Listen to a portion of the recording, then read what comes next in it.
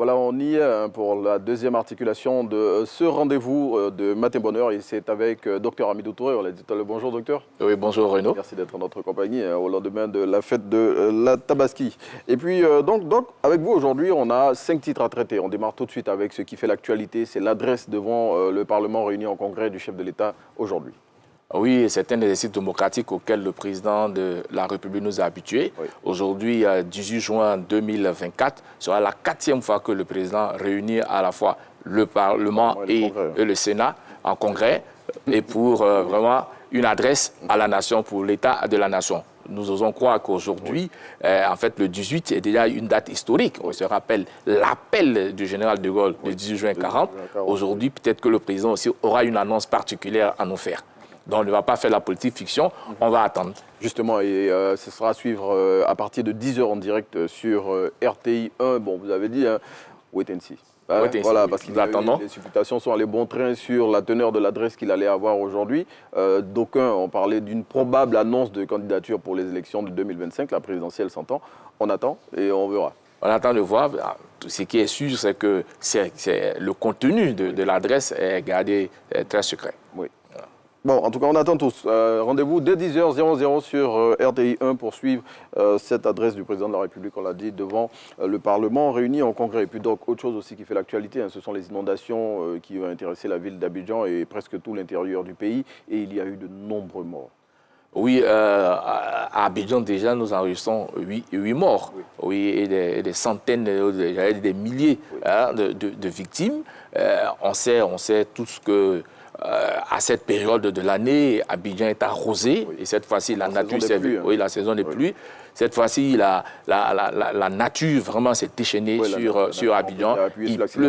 Il pleut vraiment abondamment. Il tombe des cordes. Et cela a occasionné bien de dégâts. Il y a des immeubles encore, des problèmes de malfaçon, de construction, et qui ont d'ailleurs bien nombre de familles ou qui ont laissé des populations dans la rue. Et il y a encore des contrevenants à tout cela. Je pense que, comme la météo nous demande, d'être vraiment assez vigilant.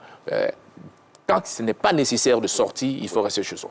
Mais justement, ces pluies diluviennes qui ont fait de nombreuses victimes, on a enregistré, selon le groupement des sapeurs-pompiers, plusieurs morts. On a tous entendu parler, on a vu les images aussi du véhicule de transport en commun qui s'est retrouvé coincé dans un caniveau. Et puis ça me donne l'occasion en même temps de dire encore Yako.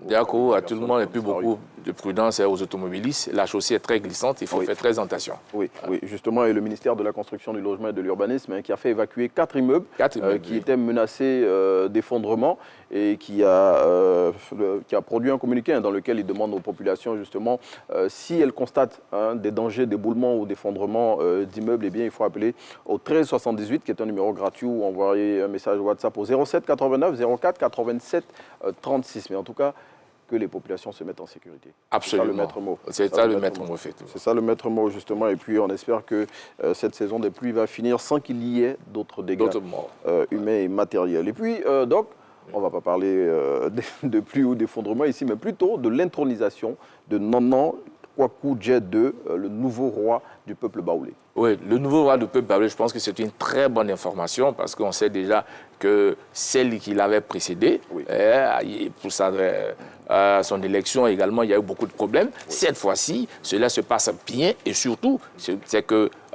le mode successoral en pays baoulé a été respecté et il y a eu vraiment un déplacement de chefs de canton, de chefs de tribus pour assister à l'intronisation du nouveau chef des baoulés. C'est une très bonne chose parce que s'il y a un chef, ça veut dire qu'il y a une cohésion sociale, il y a une coexistence pacifique et donc la paix revient dans le royaume baoulé. C'est bien cela, vous l'avez dit, près de 70 chefs de canton qui ont effectué le déplacement pour assister à cette intronisation qui s'est faite d'abord entre les chefs. Entre les chefs, voilà, et puis dans l'intimité. Dans l'intimité, et puis après maintenant l'intronisation.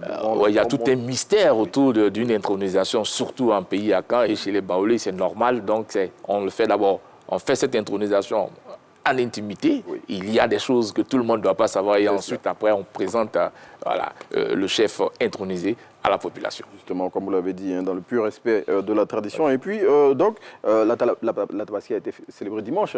Bon, même si c'est la fête des pères, mais bon, la Tabaski a été célébrée dimanche. Oui, Tabaski, j'allais dire mouillé, sous les eaux. Sous les eaux, effectivement.